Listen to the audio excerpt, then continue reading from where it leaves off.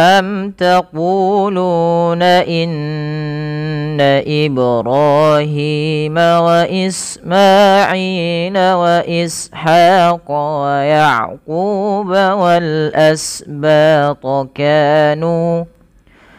كانوا هودا أو نصارى قل أأنتم أعلم أم الله ومن أظلم ممن كتم شهادة عنده من الله وما الله بغافل عما تعملون.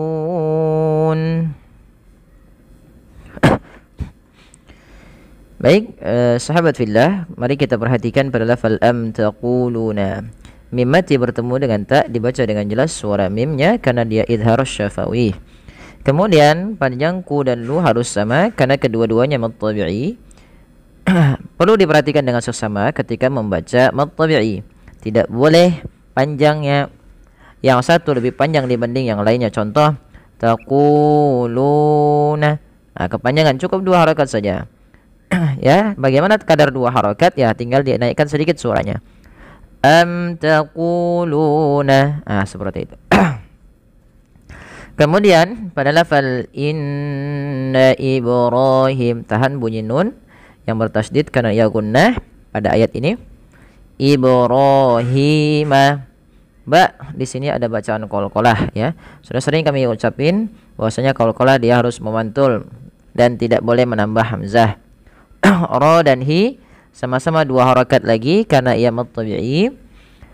Wa Ismail wa Ishaq. Pada lafal sin, ini perlu kita pahami yang belum banyak kita bahas adalah sin ketika dia teman-teman berharokat sukun, maka dia memiliki sifat namanya sifat sofir. Sifat sofir yaitu ada desisannya wa Ismaila. Ma'i mad tabi'i lagi sama panjangnya. Wa Ishaq. Lagi sin dia terbaca dengan bacaan yang dimana dia punya sifat sofir ya ha mad tabi'i. Kemudian wa Ya'qub wal asbat. Ya'qub ain itu memiliki sifat bainiyah. Apa itu sifat bainiyah? Sifat bainiyah adalah sifat di antara sifat huruf yang berada pada pada sifat huruf syiddah dan rokhawah. Syiddah itu mengalirnya suara, rokhawah itu syiddah itu tertahannya suara, rokhawah itu mengalirnya suara. Sehingga ketika melafalkan ain tidak terlalu dialirkan dan tidak terlalu ditahan. Maka wa Ya'qub wa Ya'qub wal asbat. Wal asbat alif lam yaitu alif lam qamariyah yang dimana ada alif bertemu dengan hamzah. Ini dibaca dengan jelas lamnya. Ya, kadang dikenal juga dengan izhar qamariyah. Kemudian pada lafal kanu hudan aw nasara. Ba mad tabi'i, ka mad tabi'i adanya fathah bertemu alif. Nu mad tabi'i lagi. Hu mad tabi'i lagi, dhamma bertemu waw. Nah, ini pada lafal hudan aw nasara. Jelaskan bunyi huruf dan yang dimana dia berharokat tanwin. Tanwin kemarin sudah kita jelaskan bahwasanya dia bunyi suara nun yang dilafatkan tapi tidak ditulis. Sehingga pada lafal hudan ini harus jelas suara tanwinnya tanpa ada penahanan. Ya, hudan aw nasara. Hudan aw nasara. Dan ini kita kenal istilahnya dengan bacaan izhar halqi. Kemudian pada lafal aw nasara, sara mad tabi'i kedua-duanya. Kemudian kita berhenti waqaf pada lafal qaf. Waqaf qaf merupakan aula utamanya berhenti tapi ya boleh wasal. Kemudian pada lafal Qul aantum a'lamu amillah. Qul sifat lam sama lagi bayiniyah lil Umar ya. Qul aantum. Ini jangan sampai kita membaca hamzah dengan menyeret. Usahakan ketika adanya hamzah ini tidak diseret ya. Tidak dibaca misalkan ya, atau misalkan dia nyeret qul antum gitu ya.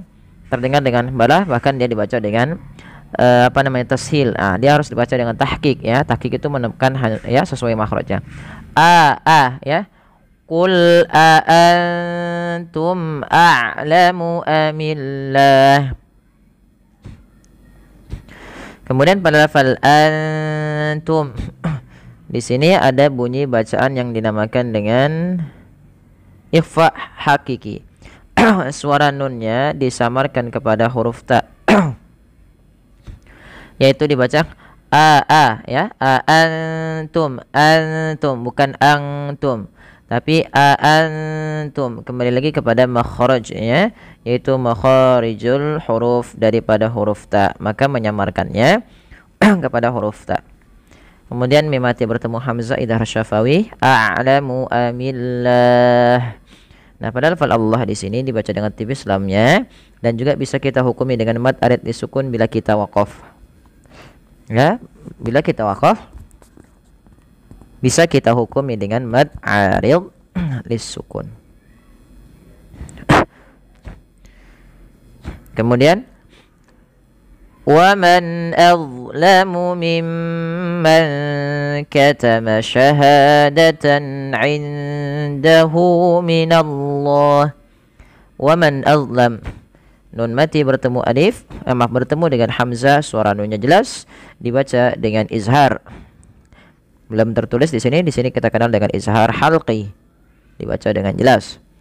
Kemudian huruf dha ya, huruf dha tidak dibaca dengan az, tidak dibaca dengan zai, tapi dia dha. Wa man azlamu, dia bagaimana cara melafalkannya? Ujung lidah menempelkan dengan gigi seri, pangkal lidahnya terangkat. Wa man azlamu mimman katama. Pada lafal mimma tahan dulu bunyi suara mimnya karena ia bacaan gunnah. Jadi cara membacanya menahan dengan bunyi suara mimnya ditahan. Mim man katama. Padahal fal man katama ini ikhfa hakiki. Nah, ini tidak dibaca dengan mang katama, tapi disamarkan kepada huruf kaf ya. Jadi ikhfa-nya itu menyamarkan nunnya kepada huruf kaf.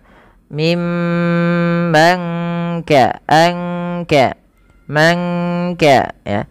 Man katama syahadatan indahu minallah.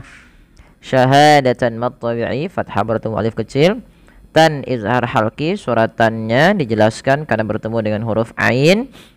Indahu minallah ya. Pada lafal indahu ada ada ikhfa hakiki, yaitu suara nunnya disamarkan kepada huruf dal ya, menyamarkannya ke huruf dal, bukan indahu tapi indahu. Kemudian pada lafal hu dibaca dua harokat karena ia mad silah qasirah, ditandai dengan adanya huruf hal dhamir yang bertemu di atasnya setelahnya huruf waw kecil, atau yang terdapat di setelahnya itu waw kecil. Maka ini dibaca dengan mad silah qasirah. Panjangnya berapa? Panjangnya dua harokat. Minallah, Allah sendiri ketika ini tebal karena didahului dengan lafal fathah, dan di sini juga ada mad arid disukun. Lanjut terakhir, wa mallahu bighafilin amma ta'malun. Pada lafal wa mallahu, Allahnya tebal, lafzul jalalah lam tafkhim, bighafilin gha mad tabi'i fathah bertemu alif kecil, lin ada izhar halqi, dibaca dengan jelas suara linnya karena bertemu dengan huruf ain. Amma tahan bunyi suara mimnya karena ia ada bacaan gunnah. Ma yaitu adanya mad tabi'i fathah bertemu alif. Ta'malun, lafal lun dibaca dengan mad arid disukun. yang dimana kita bisa memilih dalam melafalkannya, boleh 2, boleh 4, dan boleh pula 6 harokat. Baik, kita coba ulang dari ayat awalnya hingga ayat ini ya. Am taquluna inna Ibrahim wa Ismail wa Ishaq wa Ya'qub wal asbat kanu hudan aw nasara qul a'antum a'lamu amillah ومن أظلم ممن كتم شهادة عنده من الله وما الله بغافل عما تعملون. Ya, sadaqallahul azim. Mudah-mudahan bermanfaat bagi sahabat fillah dimanapun berada, bagi teman-teman yang membutuhkan pembelajaran Al-Quran Al-Karim. Ya, wassalamualaikum warahmatullahi wabarakatuh.